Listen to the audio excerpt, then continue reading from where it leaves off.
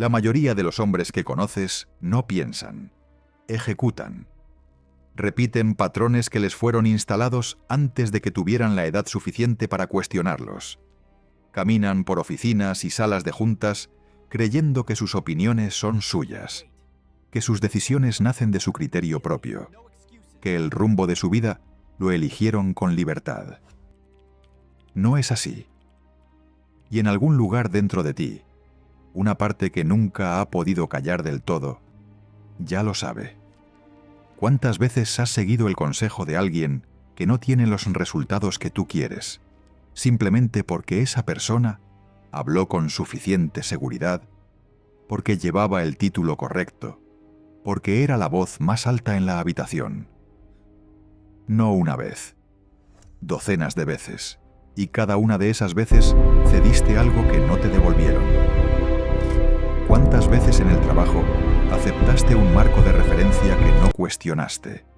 Una narrativa sobre lo que significa el éxito, sobre cómo debe comportarse un profesional, sobre lo que debes tolerar de un jefe, de un sistema, de una empresa, simplemente porque esa narrativa llevaba décadas repitiéndose y nadie en tu entorno tenía el vocabulario ni el coraje para demolerla? Asumiste que si todos lo creían, había una razón. No la había. Solo había inercia y gente con interés en que tú no preguntaras. Pero hay una pregunta que duele más que todas las anteriores. Una que muy pocos hombres se permiten sostener durante más de un segundo porque las implicaciones son demasiado incómodas. ¿Qué parte de lo que llamas tu identidad profesional, tu ética de trabajo, tu forma de relacionarte con el poder y la autoridad dentro de un entorno laboral, qué parte de todo eso fue diseñada por ti con información verificada, con pensamiento crítico real, con la capacidad de mirar el juego desde fuera del tablero? ¿Y qué parte fue instalada por otros, por tus padres, por tus profesores, por el sistema educativo, por empresas que necesitaban que fueras predecible, manejable, obediente y agradecido? Hoy vas a descubrir los 8 hábitos del hombre que nunca puede ser manipulado en el entorno de trabajo. No son consejos motivacionales, no son principios de autoayuda envueltos en frases bonitas. Son leyes de operación fría que separan a los que ven el juego de los que son piezas dentro de él. Este conocimiento existe. Ha existido siempre. Pero fue sistemáticamente excluido de lo que te enseñaron, porque un hombre que no puede ser manipulado es un hombre que cuesta mucho controlar. Y los sistemas, todos los sistemas, prefieren lo predecible.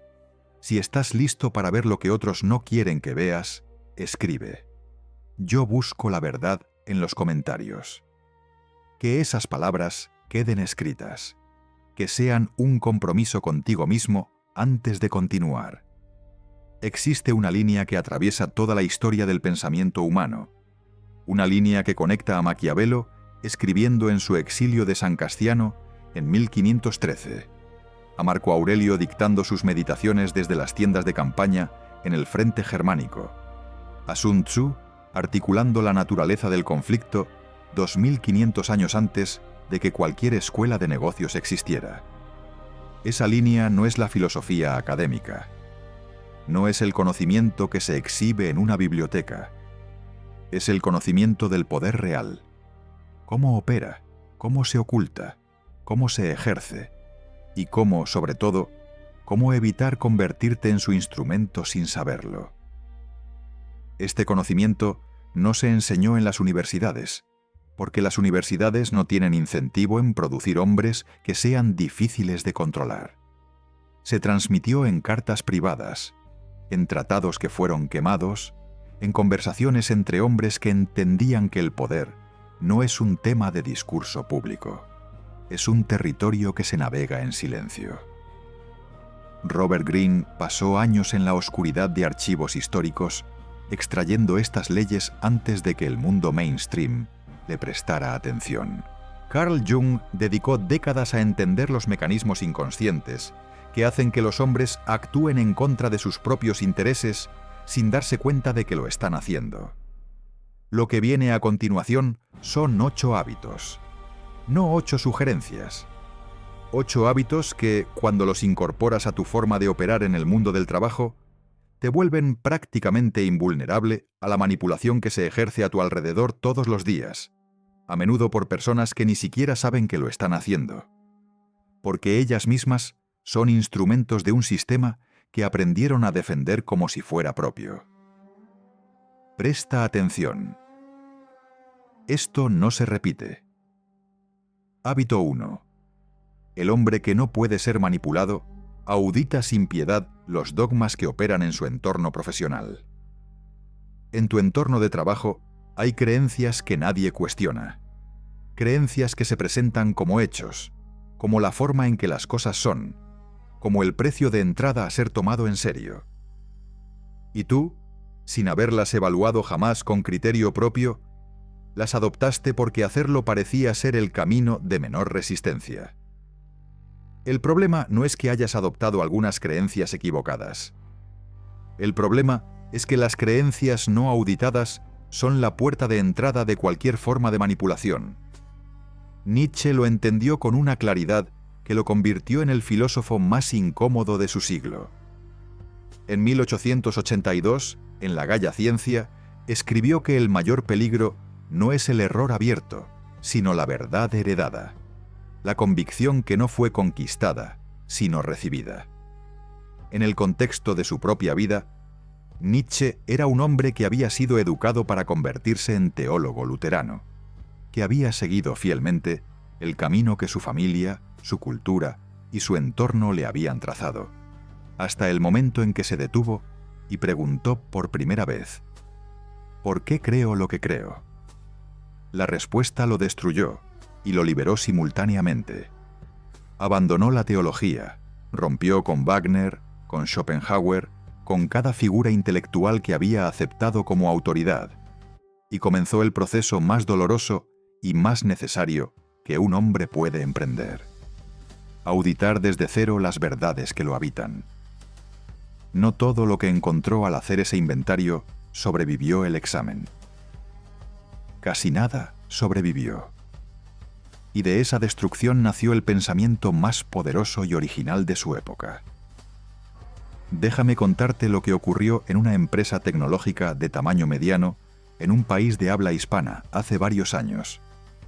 El equipo directivo tenía un dogma que nadie había cuestionado jamás. Los empleados que llegaban antes de las 8 de la mañana eran los más comprometidos, los más serios, los más dignos de promoción. Era un dogma heredado del fundador, un hombre de la generación anterior que asociaba la presencia física temprana con la virtud del trabajo duro. Durante una década, ese dogma operó en silencio, invisible como el aire. Los empleados que llegaban tarde porque habían trabajado hasta las 2 de la madrugada resolviendo un problema crítico eran percibidos como menos comprometidos que los que llegaban a las 7:45 y pasaban la primera hora tomando café. Nadie lo dijo en voz alta. Nadie lo cuestionó. Todos simplemente ajustaron su comportamiento visible para satisfacer ese criterio invisible. Un hombre nuevo en el equipo, después de 3 meses de observación, preguntó en una reunión directiva: ¿cuándo fue la última vez que evaluamos si el horario de llegada tiene alguna correlación real con la calidad del trabajo producido? Silencio. Incomodidad. Después un estudio interno que tardó 6 semanas y demolió el dogma completamente. Aquel hombre fue incómodo durante 3 meses y después indispensable durante 3 años. La primera ley de operación es esta: todo principio que opera en tu entorno de trabajo, sin haber sido sometido a examen, es potencialmente un instrumento de control disfrazado de sabiduría colectiva. Todo. El dogma de que hay que dar el 100% de uno mismo por la empresa. El dogma de que mostrar vulnerabilidad es una debilidad táctica. El dogma de que la lealtad a una organización es una virtud en sí misma. El dogma de que quien no trabaja las horas extraordinarias no tiene hambre de éxito. Cada uno de esos dogmas beneficia a alguien. la pregunta que el hombre no manipulable aprende a hacer siempre es la misma. ¿A quién beneficia que yo crea esto? No lo asumes, lo preguntas. Y si no encuentras una respuesta sólida, basada en evidencia real y en tu propio criterio, entonces ese dogma no merece tu adhesión, independientemente de cuántas personas a tu alrededor lo repitan con convicción absoluta. El escenario concreto número 1. Tu empresa anuncia un cambio de política que reduce la flexibilidad horaria y lo presenta como una medida de cohesión de equipo y cultura organizacional. Antes de reaccionar, antes de ajustarte o de resistirte, te detienes y haces el inventario. ¿Cuáles son los datos reales que respaldan que esta política produce los resultados que promete?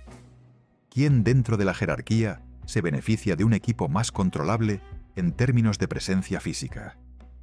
¿Qué narrativa están usando y de dónde viene esa narrativa? Cuando auditas la política, en lugar de simplemente recibirla, tus opciones se multiplican. No eres reactivo ni pasivamente obediente. Eres un agente con información. El escenario concreto número 2. Un mentor dentro de tu organización te ofrece consejos sobre cómo manejar tu carrera. Y ese consejo implica que reduzcas tu visibilidad, que no amenaces a ciertas personas, que seas paciente de una manera específica que, al analizarla, preserva el statu quo que protege la posición de ese mismo mentor. El hombre no manipulable no descarta el consejo. Lo audita. Extrae lo que es genuinamente valioso y deja caer lo que sirve al consejero más que a él mismo. Los dogmas no descansan. Operan las 24 horas. El hombre que no puede ser manipulado tampoco descansa en su capacidad de auditarlos. Cuestionarlo todo no es nihilismo. Es la única forma real de libertad. Hábito 2. El hombre que no puede ser manipulado controla su necesidad de aprobación como se controla una hemorragia. La necesidad de aprobación es la vulnerabilidad más explotada en cualquier entorno de trabajo. Es el mecanismo por el que empresas enteras, jefes mediocres y colegas con agendas propias logran que hagas exactamente lo que necesitan que hagas, sin tener que pedírtelo directamente. Solo tienen que hacer que sientas, de manera consistente y calibrada, que tu valor depende de su validación. William James, el padre de la psicología norteamericana, identificó a finales del siglo XIX lo que llamó el hambre más profunda de la naturaleza humana: el deseo de ser apreciado. James no lo dijo como una condena moral. Lo dijo como una observación clínica sobre la arquitectura del ser humano. El problema es que una necesidad tan profunda, cuando no está bajo control consciente, se convierte en un punto de acceso para cualquier persona que entienda cómo funciona. James escribió sobre esto en un contexto de psicología filosófica, pero las implicaciones estratégicas las entendieron otros mucho antes que él. Robert Cialdini, en su obra Influencia, publicada en 1984 y construida sobre décadas de investigación empírica, documentó cómo el principio de validación social opera como un disparador automático del comportamiento humano.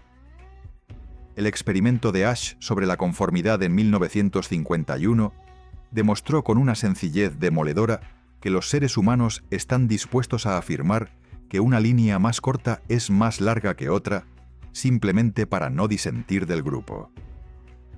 No por estupidez, por el costo biológico y psicológico real del rechazo social, que el sistema nervioso humano procesa con la misma urgencia que una amenaza física.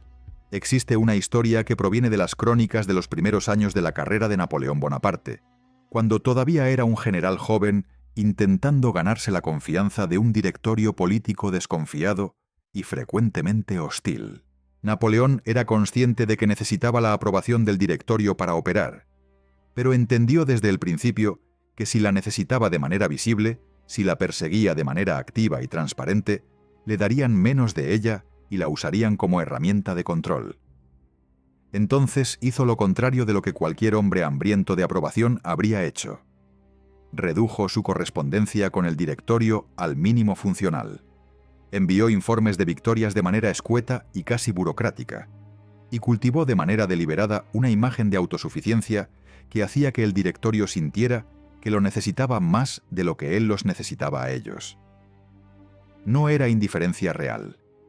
Era gestión calculada de la dependencia emocional. El directorio nunca pudo usar su necesidad de aprobación como palanca porque Napoleón nunca les mostró esa necesidad, y lo que no se muestra no puede ser explotado. La segunda ley de operación es esta: tu necesidad de aprobación existe, no la niegues. Gestionarla comienza por reconocerla con exactitud clínica. Cuando tu jefe no te felicita por un trabajo que sabes objetivamente que fue excelente, ¿qué ocurre en tu interior? ¿Empiezas a dudar de la calidad del trabajo? ¿Trabajas más para compensar? ¿Te vuelves más dócil, más accesible, más dispuesto a decir que sí a la siguiente petición? Si la respuesta es sí, tienes una hemorragia abierta. Cualquier persona que observe tu comportamiento el tiempo suficiente puede identificarla. Y una vez identificada, puede ser presionada. El hombre que no puede ser manipulado construye un sistema de validación interna que no depende de la aprobación de su entorno. Eso no significa que no le importe lo que piensen. Significa que su criterio sobre su propio rendimiento no colapsa cuando el entorno falla en reconocerlo. Tiene estándares propios, métricas propias. Una conversación interna que no necesita ser validada por nadie externo para mantenerse operativa. El primer escenario: tu jefe ignora sistemáticamente tus contribuciones en las reuniones y da el crédito a otros. Un hombre con necesidad de aprobación no gestionada hará dos cosas predecibles: o se volverá más agresivo en la búsqueda de visibilidad de manera que parecerá desesperado, o se replegará y reducirá su contribución de manera pasiva-agresiva. El hombre no manipulable documenta sus contribuciones de manera sistemática, comunica sus resultados a través de canales que no dependen de la validación de ese jefe específico, y evalúa con frialdad si el entorno en cuestión vale su tiempo o si el capital acumulado debe ser invertido en otro lugar. No es emoción, es cálculo. El segundo escenario: un colega utiliza el elogio excesivo y calibrado para crearte una deuda de reciprocidad. Te dice que eres el más brillante del equipo, que nadie entiende el problema como tú, que depende de ti. Y después, en el momento preciso, te pide algo que va más allá de lo razonable. Si tu necesidad de aprobación está mal gestionada, el elogio previo ya ha allanado el camino. El hombre no manipulable recibe el elogio con cordialidad y evalúa la petición posterior en sus propios términos, como si el elogio no hubiera ocurrido. El elogio y la petición son transacciones separadas. Solo quien confunde las dos puede ser manipulado por la secuencia. El hombre que controla su necesidad de aprobación no es frío, es libre. Y en un entorno de trabajo donde casi todos están hambrientos de validación, la libertad de no necesitarla es la forma de poder más subestimada que existe. Hábito 3. El hombre que no puede ser manipulado sabe exactamente cuánto vale y no acepta que otros definan ese número. Hay una operación que ocurre en casi todos los entornos de trabajo, tan normalizada que la mayoría de los hombres ni siquiera la identifican como lo que realmente es. La operación de hacer que subestimes tu propio valor para que aceptes menos de lo que mereces con gratitud, en lugar de con resentimiento. Es más económico que pagarte lo que vales. Es más eficiente que tenerte conforme. Y es devastadoramente fácil cuando el hombre en cuestión no tiene una evaluación propia, fría y fundamentada de lo que aporta. Marco Aurelio entendió la naturaleza de este problema desde una perspectiva que ningún consultor de recursos humanos del siglo XXI ha superado. En las Meditaciones, escritas entre el año 170 y el 180 después de Cristo, mientras dirigía campañas militares en el Danubio bajo condiciones de presión extrema, Marco Aurelio regresaba una y otra vez a la misma pregunta: ¿qué es real y qué es la opinión de otros sobre lo real? Para él, la distinción no era filosófica en el sentido académico, era operativa. Como emperador de Roma, estaba rodeado de personas cuya supervivencia dependía de que él creyera ciertas cosas sobre sí mismo, sobre sus decisiones, sobre su valor como líder. Aduladores que magnificaban sus victorias, consejeros que minimizaban sus errores, generales que cuestionaban su autoridad. Todos tenían una versión de Marco Aurelio que les convenía proyectar. El trabajo de Marco Aurelio, el trabajo que hacía en esas páginas escritas a la luz de las antorchas mientras los bárbaros esperaban al otro lado del río, era el trabajo de separar lo que él realmente era de lo que otros necesitaban que creyera que era. Ese trabajo nunca terminaba. Lo hacía todos los días. Imagina un hombre, llámalo Rodrigo, analista financiero con 7 años de experiencia en una empresa de consultoría. Rodrigo ha construido a lo largo de esos 7 años un conjunto de habilidades que la empresa utiliza en sus proyectos más complejos y que, si desapareciera mañana, tardaría 16 meses en ser reemplazado con alguien de nivel equivalente. Rodrigo lo sabe, aunque no lo ha cuantificado con esa precisión. Lo que no sabe es que su jefe directo también lo sabe, y que parte del trabajo de ese jefe directo ha sido, de manera consistente y sutil, mantener a Rodrigo en un estado de suave inseguridad sobre su propio valor, para que nunca desarrolle el músculo de la negociación. Cuando Rodrigo pide un aumento, el jefe le habla del mercado, de las condiciones, del presupuesto, de la paciencia como virtud en los tiempos difíciles. Rodrigo sale de esa conversación convencido de que pidió demasiado y agradecido de seguir siendo considerado valioso. Ha sido manipulado sin violencia, sin mentiras explícitas, solo con el instrumento de su propia incertidumbre sobre lo que vale. El día que Rodrigo llega a esa reunión con datos de mercado independientes, con un inventario preciso de los proyectos que gestionó, los resultados que produjo y el costo real de reemplazarlo, la dinámica de la conversación cambia completamente. No porque el jefe haya cambiado, porque Rodrigo ya no está negociando desde la niebla de la incertidumbre, sino desde la tierra firme del dato verificado. La tercera ley de operación es esta: tu valor en el mercado de trabajo no es lo que tu empresa dice que es. No es lo que tu jefe siente que es.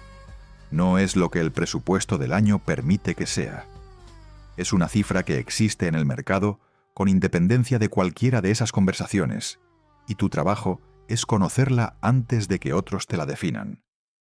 Quien define tu valor antes de que tú lo hagas, controla la negociación entera. No dejes que nadie llegue primero. Conoce el mercado con precisión. No aproximadamente. No con referencias vagas de lo que ganó un amigo hace 2 años.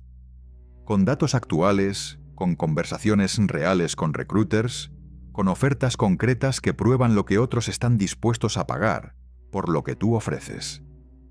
Ese conocimiento no es arrogancia. Es la diferencia entre negociar con munición real y negociar con buenos deseos. El primer escenario de aplicación. Estás en una evaluación de desempeño anual. Antes de entrar a esa sala, tienes 3 cosas preparadas.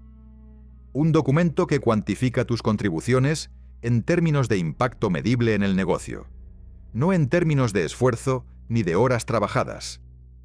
Al menos 2 ofertas de mercado o datos salariales verificables para tu perfil en el sector, y una cifra mínima por debajo de la cual has decidido de antemano que la conversación sobre otras oportunidades comienza. Entras sabiendo.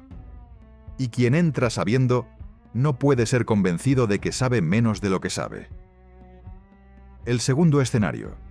Un nuevo proyecto de alta visibilidad aparece en la empresa y te ofrecen liderarlo sin aumento de compensación, presentándolo como una oportunidad de crecimiento. El hombre que no sabe lo que vale Acepta agradecido porque la oportunidad parece un regalo. El hombre que sabe lo que vale, entiende que esa oportunidad tiene un precio de mercado, que la empresa lo sabe, y que la transacción solo es justa cuando ambas partes reconocen el valor real que está en juego. Tu valor no es negociable a la baja simplemente porque alguien habla con suficiente autoridad. El hombre que sabe exactamente cuánto vale, convierte cada intento de subestimarlo en información. La información que le dice que está en el lugar correcto o que es momento de moverse. Ninguna de las dos opciones es una derrota. Ambas son poder. Hábito 4. El hombre que no puede ser manipulado lee las agendas ocultas antes de que se anuncien las agendas visibles. En cualquier entorno de trabajo, cada reunión tiene dos agendas: la que aparece en el correo de convocatoria y la que circula en silencio entre las personas que ya saben lo que va a ocurrir antes de que ocurra. Cada conversación tiene dos niveles: lo que se dice y lo que se está negociando por debajo de lo que se dice. Cada propuesta, cada iniciativa, cada reorganización estructural tiene un conjunto de beneficiarios que raramente son los que aparecen en la presentación de diapositivas. El hombre que no puede ser manipulado aprende a leer el nivel invisible antes de responder al nivel visible. Y esa capacidad no es intuición mágica. Es un conjunto de hábitos de observación que se pueden entrenar con disciplina y tiempo. Maquiavelo escribió El Príncipe en 1513, en una situación de derrota absoluta. Había sido torturado, exiliado de Florencia, despojado de todo cargo y relevancia política. Escribía desde una pequeña granja en San Casciano, sin influencia, sin poder formal, sin nada excepto décadas de observación directa del comportamiento de los poderosos en acción. Lo que produjo en esas condiciones no fue un tratado de ética. Fue un manual de decodificación del poder real, de la distancia sistemática que existe entre lo que los hombres con poder dicen que hacen y lo que realmente hacen. Una de sus observaciones más incisivas, que aparece en el capítulo 18 de El Príncipe, es que los hombres juzgan más por los ojos que por las manos, porque a todos es dado ver, a pocos palpar. Maquiavelo entendía que el poder opera fundamentalmente en el espacio entre la apariencia y la realidad, y que quien no aprende a navegar ese espacio con los ojos abiertos está condenado a ser objeto del juego en lugar de jugador dentro de él. Pasó los últimos años de su vida sin acceso a ningún cargo político, siendo más relevante intelectualmente que la mayoría de los hombres que lo habían superado en jerarquía, porque entendía el juego con una profundidad que la jerarquía formal nunca le había podido quitar. Déjame contarte sobre una reunión que ocurrió en una multinacional europea durante un proceso de fusión corporativa. La reunión fue convocada como una sesión de alineación estratégica del equipo directivo de nivel medio. El correo de convocatoria hablaba de sinergia, de integración cultural, de oportunidades para los equipos. Había café, había presentaciones con gráficas de crecimiento, había un facilitador externo que sonreía con la frecuencia calibrada de alguien a quien le pagan por producir comodidad. En la sala había 12 directores de área. 8 de ellos escuchaban las palabras. 4 de ellos leían el cuarto. Leían quién estaba sentado cerca de quién y quién se había movido. Leían qué preguntas no hacía el CEO que normalmente hacía. Leían qué departamentos aparecían en las diapositivas con líneas de reporte directas y cuáles aparecían en recuadros secundarios con líneas punteadas. Leían el lenguaje corporal del director de recursos humanos cuando alguien mencionaba la palabra redundancias. 3 semanas después, 6 de los 12 directores recibieron notificaciones de que sus posiciones habían sido eliminadas en la reestructuración. Los 4 que habían leído el cuarto ya habían iniciado conversaciones externas. Los 8 que habían escuchado las palabras se encontraron sorprendidos. La cuarta ley de operación es esta. La agenda visible es el menú. La agenda oculta es la cocina. Los clientes solo ven el menú. Los que operan de verdad conocen la cocina. Aprende a entrar en la cocina aunque no te hayan invitado. No con paranoia. No con cinismo que te paralice. Con la observación fría y sistemática de alguien que entiende que las organizaciones son sistemas de intereses humanos, y los intereses humanos rara vez se anuncian en voz alta. Pregunta siempre quién gana con esta decisión. Pregunta quién pierde, y si quien pierde lo sabe todavía. Pregunta qué conversación ocurrió antes de esta reunión que tú no presenciaste. Y cuando las respuestas no estén disponibles, observa los patrones de comportamiento en lugar de las declaraciones de intención, porque los patrones mienten con mucha menos frecuencia. El primer escenario concreto de aplicación. Tu empresa anuncia una nueva iniciativa de cultura organizacional liderada por recursos humanos. Antes de comprometerte con entusiasmo o de resistirte con escepticismo, observa. ¿Cuándo llegó esta iniciativa en relación con otros eventos? ¿Coincide con una evaluación de desempeño próxima, con una reestructuración anunciada, con la llegada de un nuevo liderazgo que necesita legitimar su agenda? ¿Quién dentro de la empresa ha ganado visibilidad o recursos al liderar esta iniciativa? Las respuestas a estas preguntas no te dicen que la iniciativa sea mala. Te dicen qué es realmente, más allá de lo que la presentación dice que es. Y con esa información puedes decidir cómo relacionarte con ella desde un lugar de poder, en lugar de desde la ingenuidad. El segundo escenario concreto. En una reunión, un colega propone una nueva forma de distribuir las responsabilidades del equipo que suena razonable y bien intencionada en la superficie. Antes de opinar, antes de aceptar o rechazar, te preguntas: ¿qué obtiene este colega específicamente con esta distribución? ¿Qué carga pierde? ¿Qué visibilidad gana? ¿Qué dependencias crea hacia su propio trabajo? No es que la propuesta sea necesariamente manipuladora. Es que evaluarla sin hacer esas preguntas es operar con información incompleta. Y operar con información incompleta en un entorno de intereses humanos en movimiento es el estado natural del hombre que puede ser manipulado. Quien lee las agendas ocultas no es paranoico.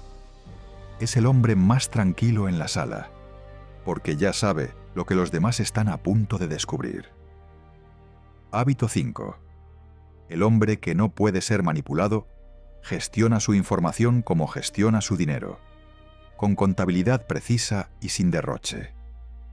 Hay una forma de manipulación en el entorno de trabajo que no requiere mentiras, no requiere coerción, no requiere ningún acto que pueda identificarse claramente como deshonesto. Solo requiere que tú hables demasiado, que compartas más de lo que la situación exige, que llenes los silencios con información sobre tus dudas, tus planes, tus debilidades, tus ambiciones, tus conflictos internos. Porque esa información, una vez entregada, ya no te pertenece. Y en manos de alguien con una agenda que no es la tuya, puede ser utilizada de maneras que no anticipaste en el momento en que la compartiste. Sun Tzu lo articuló con una economía de lenguaje que debería ser estudiada en cada escuela de negocios del mundo. En El arte de la guerra, escrito aproximadamente en el siglo V a.C., Sun Tzu escribió que si conoces al enemigo y te conoces a ti mismo, no debes temer el resultado de 100 batallas. La clave que se subestima consistentemente en esa frase no es la parte del enemigo. Es la parte de conocerte a ti mismo con suficiente profundidad para entender qué información sobre ti mismo es un activo y qué información es una vulnerabilidad. Sun Tzu operaba en un contexto militar en el que la inteligencia, el conocimiento de la posición y las intenciones propias y ajenas era literalmente la diferencia entre la vida y la muerte de miles de hombres. En el campo de batalla corporativo, Las apuestas son menores, pero la mecánica es idéntica. El que revela su posición antes de tiempo, el que anuncia sus movimientos, el que comparte sus dudas con quien no merece ese nivel de confianza, ha entregado su ventaja táctica gratuitamente. Imagina el olor del café a las 10 de la mañana en la sala común de una oficina de planta abierta. El zumbido suave del aire acondicionado. El sonido de teclados. Dos colegas en la zona de descanso. Voces bajas pero no susurradas. El tipo de conversación que se tiene cuando se cree que nadie escucha, aunque todos pueden escuchar. Uno de ellos, llamémoslo Martín, lleva semanas considerando dejar la empresa para unirse a una startup del sector. No ha tomado la decisión, solo está evaluando. Y en ese momento de evaluación abierta, en ese momento de vulnerabilidad genuina, le cuenta a su colega de la zona de descanso lo que está pensando, porque el colega ha preguntado con calor genuino, con la camaradería de años compartidos. 4 días después, el jefe directo de Martín tiene una conversación con él en la que, de manera sutil y calibrada, comienza a preparar el terreno para que Martín sea el primero en salir en la siguiente ronda de ajustes. No porque el colega sea un traidor en el sentido dramático, sino porque la información fluyó a través de las redes sociales de la oficina, de la manera en que siempre fluye la información en sistemas humanos cerrados, hacia arriba, hacia el poder, hacia quien tiene uso para ella. Martín habló antes de tiempo, y esa sola acción le costó la iniciativa de la situación. La quinta ley de operación es esta: la información que guardas tiene valor. La información que entregas tiene un precio que no siempre puedes calcular en el momento de entregarla. Gestiona lo que compartes con la misma disciplina con que gestionarías tu capital financiero. No porque debas vivir en secretismo paranoico, sino porque cada pieza de información sobre tus planes, tus dudas, tus ambiciones y tus vulnerabilidades que compartes con alguien que no está alineado completamente con tus intereses es una transferencia de poder. A veces es una transferencia pequeña e irrelevante. A veces es la que determina el juego entero. Hay 2 categorías de información que el hombre no manipulable protege con especial cuidado en el entorno de trabajo. La primera es la información sobre sus planes futuros antes de que esos planes estén ejecutados, o al menos ejecutables. Anunciar que quieres un ascenso antes de tener la palanca para conseguirlo le dice a todos los que compiten contigo exactamente dónde dirigir su energía. Anunciar que estás considerando irte antes de tener una oferta concreta elimina tu poder de negociación con la empresa actual y te hace parecer inestable ante la empresa potencial. La segunda categoría es la información sobre tus conflictos emocionales con personas específicas dentro de la organización. El entorno de trabajo amplifica los conflictos interpersonales con una eficiencia brutal. Lo que compartes en confianza sobre tu frustración con un colega tiene una alta probabilidad de llegar, transformado y distorsionado, a oídos que no buscabas. El primer escenario de aplicación. Estás en una conversación informal con tu jefe directo y él pregunta, con aparente casualidad, ¿cómo te ves en 5 años? Es una pregunta que parece una invitación a la autenticidad. No lo es, o al menos no completamente. Es también una solicitud de inteligencia sobre tus ambiciones que tu jefe utilizará, conscientemente o no, para evaluar si representas una amenaza para su posición. Si eres un candidato para retener con inversión, o si eres alguien que saldrá solo en 18 meses y no vale la pena desarrollar. La respuesta del hombre no manipulable es honesta pero estratégicamente calibrada. Habla de su compromiso con el proyecto actual, de las áreas donde quiere crecer que son alineadas con las necesidades de la empresa, sin revelar el mapa completo de sus ambiciones reales hasta que tenga la posición de poder que esas ambiciones requieren para ser seguras. El segundo escenario. En un proceso de evaluación de 360 grados, se te pide que proporciones feedback honesto sobre tu jefe. El sistema promete anonimato. Los sistemas de anonimato en organizaciones pequeñas y medianas rara vez son tan anónimos como prometen.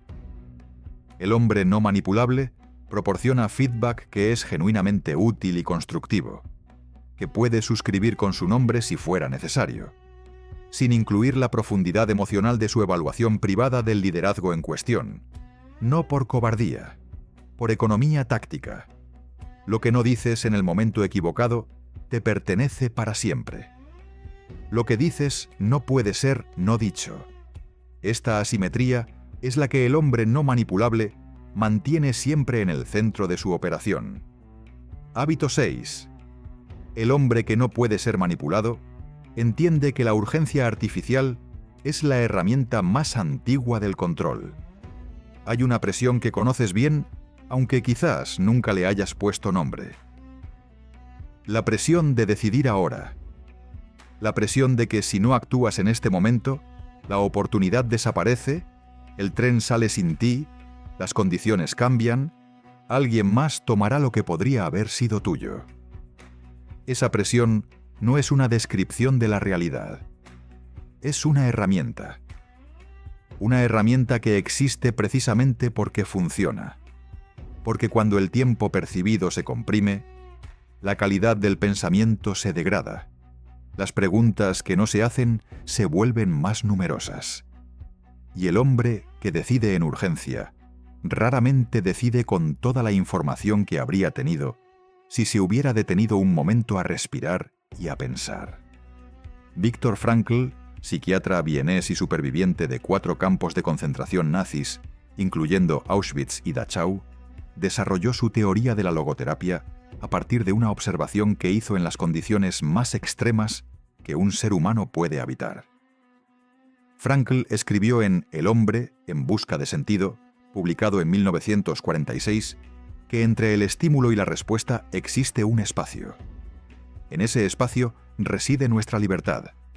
En ese espacio reside nuestra capacidad de elegir nuestra respuesta. Y en esa respuesta reside nuestro crecimiento y nuestra libertad. Frankl no estaba hablando de gestión empresarial. Estaba hablando de lo que había observado en hombres sometidos a la presión más absoluta que existe. La presión de la muerte inminente, del hambre, del frío, de la humillación sistemática.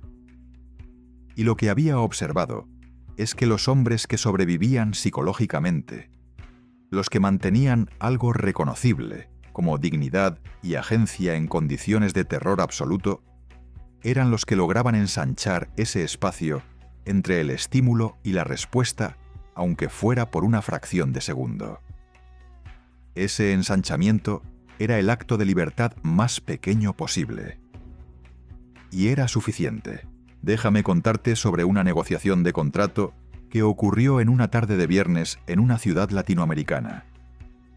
Era el tipo de viernes en que la luz entra oblicua por las ventanas de las oficinas altas y todos quieren estar en otro lugar. Un ejecutivo, llamémoslo Sebastián, había recibido una oferta de trabajo de una empresa competidora. Era una buena oferta, sustancialmente mejor en compensación, aunque con algunas incógnitas sobre la estabilidad del equipo. Su empresa actual, enterada de que Sebastián tenía esa oferta, organizó una reunión urgente para ese viernes a las 4 de la tarde. El director general le comunicó que había convencido al comité de compensación de hacer una contraoferta excepcional, que era la mejor que la empresa podía ofrecer, y que necesitaba una respuesta antes del lunes, porque el comité se reunía el lunes, y si la posición no estaba confirmada, asignarían el presupuesto a otras prioridades. Sebastián sintió la presión en los hombros, sintió el viernes como un reloj, sintió la urgencia como algo real y físico, y entonces hizo lo que el hombre no manipulable hace en ese momento.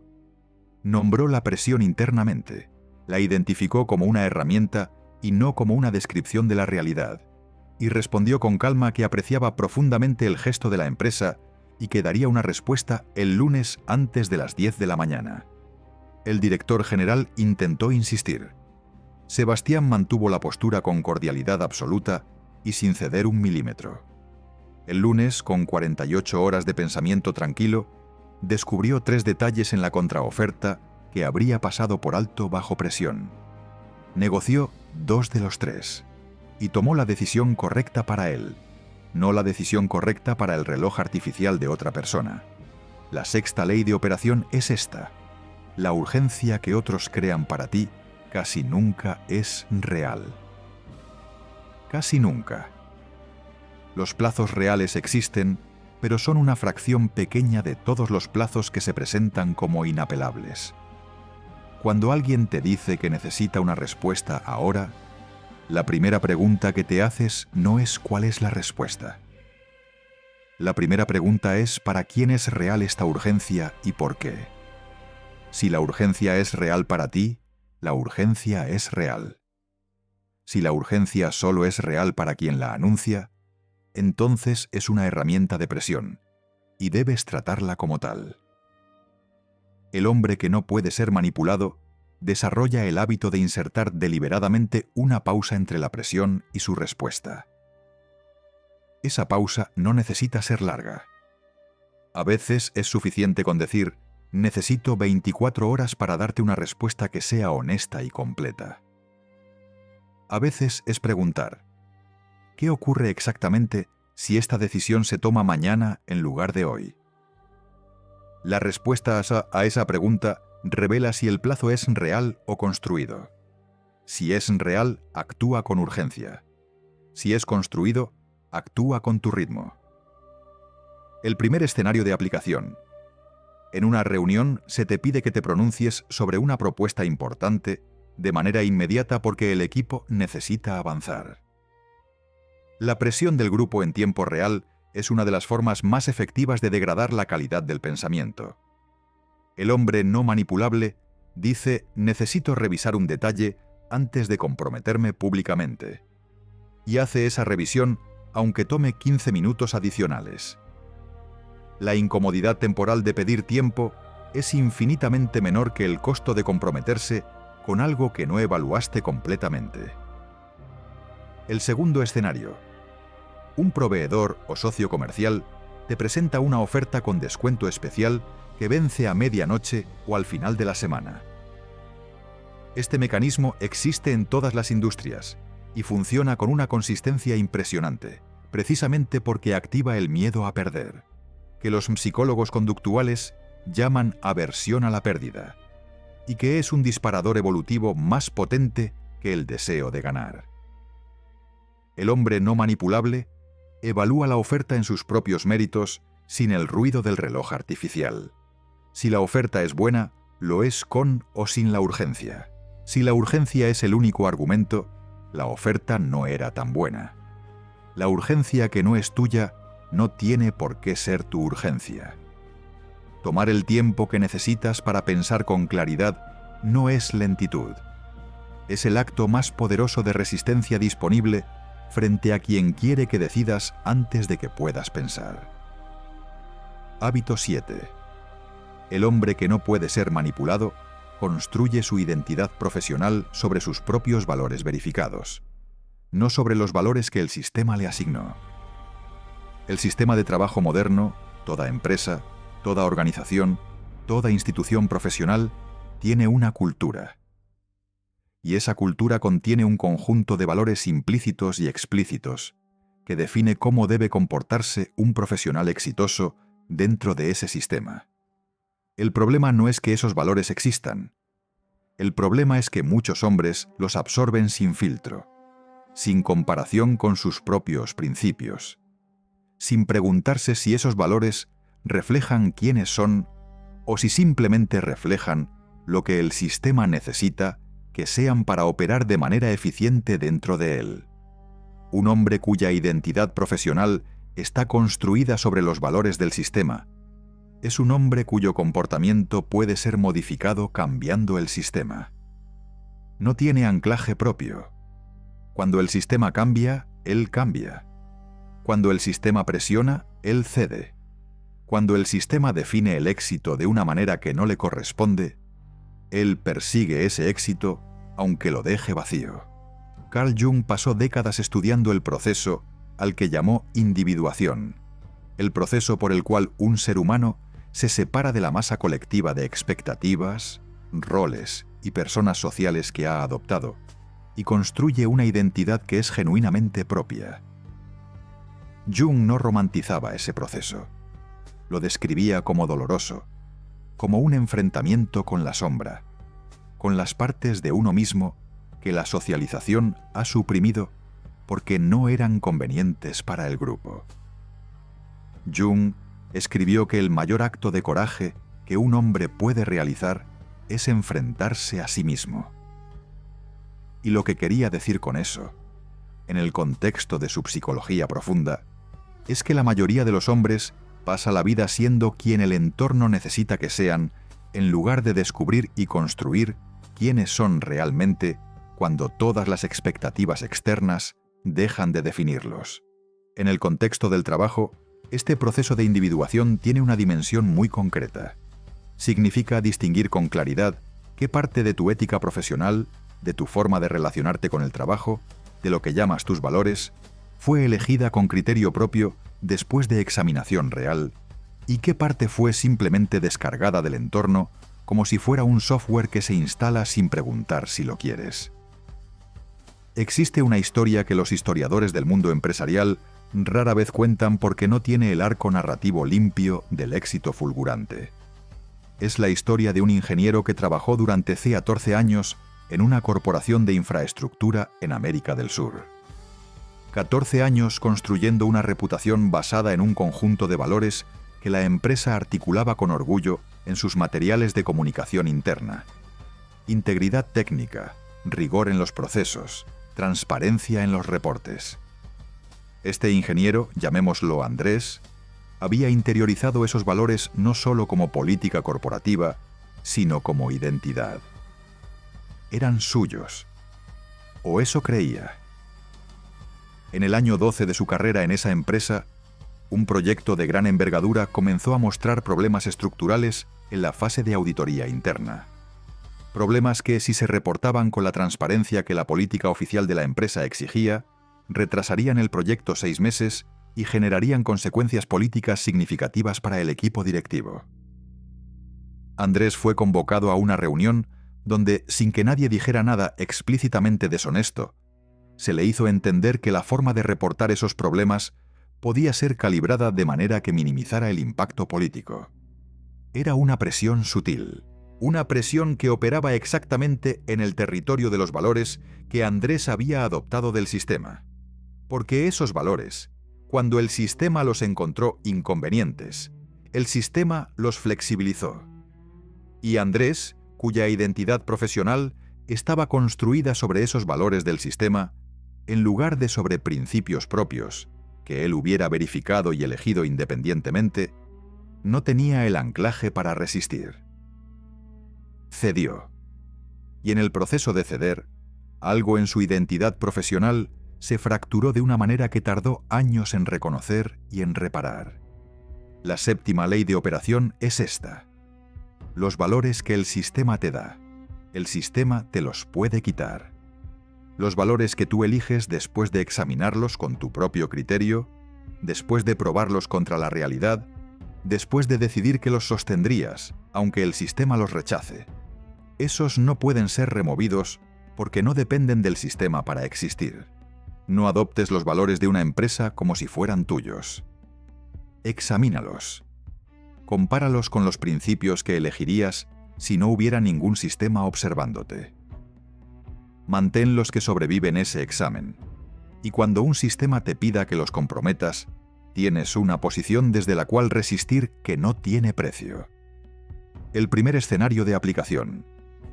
Entras a una nueva empresa y notas que la cultura celebra la disponibilidad total, la respuesta a correos a cualquier hora, la presencia en reuniones que no son esenciales para tu trabajo, pero que demuestran compromiso visible.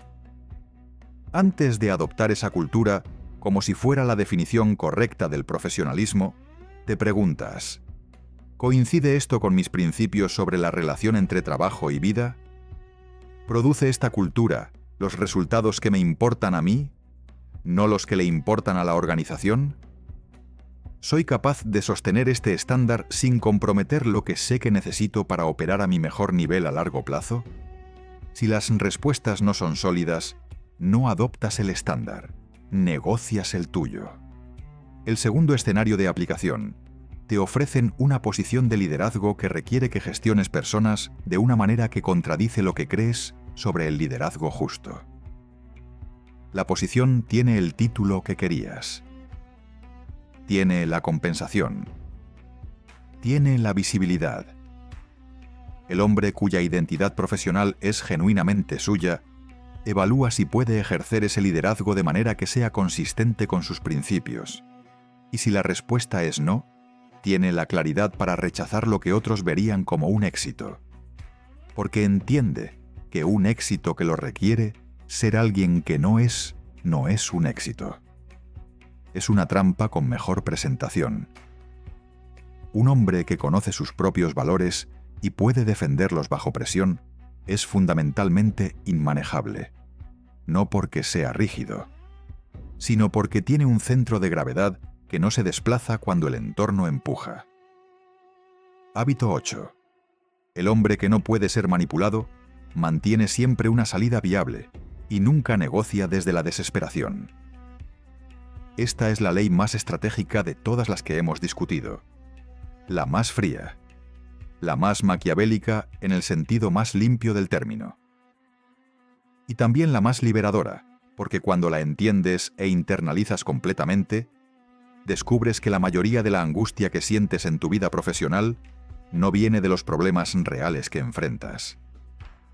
Viene de la percepción, real o imaginaria, de que no tienes alternativa. De que este trabajo, esta empresa, esta relación profesional es la única opción disponible.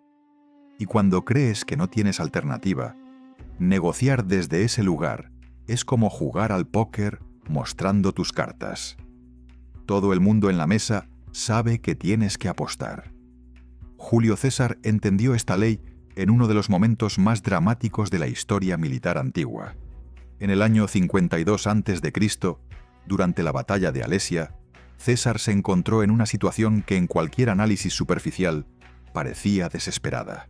Había construido una doble línea de fortificaciones, una dirigida hacia adentro para sitiar a Vercingétorix dentro de Alesia, y otra dirigida hacia afuera para protegerse de un ejército de alivio galo, que superaba en número a sus propias fuerzas de manera significativa. Estaba literalmente atrapado entre dos fuerzas enemigas. La mayoría de los generales en esa situación habrían comenzado a considerar la retirada o la negociación desde la desesperación. César hizo lo opuesto. Man,